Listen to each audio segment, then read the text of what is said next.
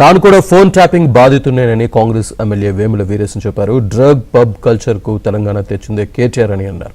తన చెల్లిని బావును కూడా కేటీఆర్ వదలలేదని, హీరోయిన్ల ఫోన్లు కూడా ట్యాప్ చేశారని ఆరోపించారు. కేసీఆర్ ను కూడా విచారణకు పిలుస్తారంటున్న ఎమ్మెల్యే వేముల వీరేశంతో మా ప్రతినిధి సిద్ధార్థ్ ఫేస్ టు ఫేస్.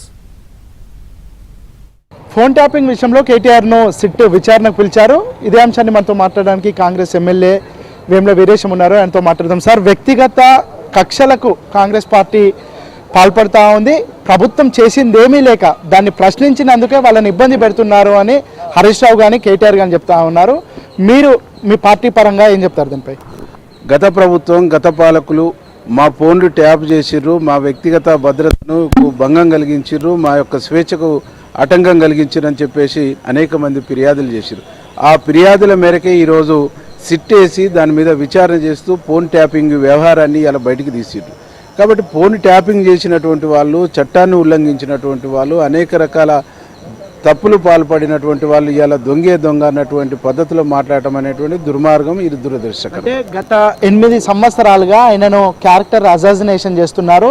అనవసరంగా డ్రగ్స్కి సంబంధించి లేదంటే వేరే హీరోయిన్లను ముడిపెట్టి తన క్యారెక్టర్ని అసాసినేషన్ చేస్తున్నారు, తనని ఇబ్బంది పెడుతున్నారు, మానసికంగా వేధిస్తున్నారు అని కేటీఆర్ కాసేపటి క్రితం చెప్పారు. దానిపై ఏం చెప్తారు? క్యారెక్టర్ ఉంటే కదా ఆయన క్యారెక్టర్ని మేము ఇది చేసింది.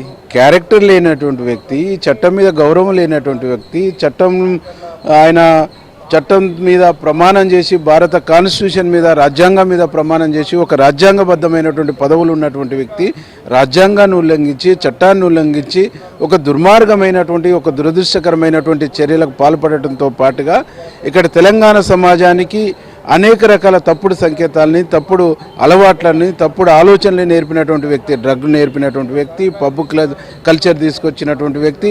అంటే రాజకీయ పార్టీలు ఈ దేశంలో స్వేచ్ఛగా రాజకీయ పార్టీలు వాళ్ళకి నచ్చినటువంటి రాజకీయాలు చేయటమే నేరమా? ఎన్నికైనటువంటి ప్రజాప్రతినిధులు వారికి స్వేచ్ఛగా ఉండేటువంటి ఒక స్వేచ్ఛ లేదా? నువ్వు దేనికోసం చేసినావు?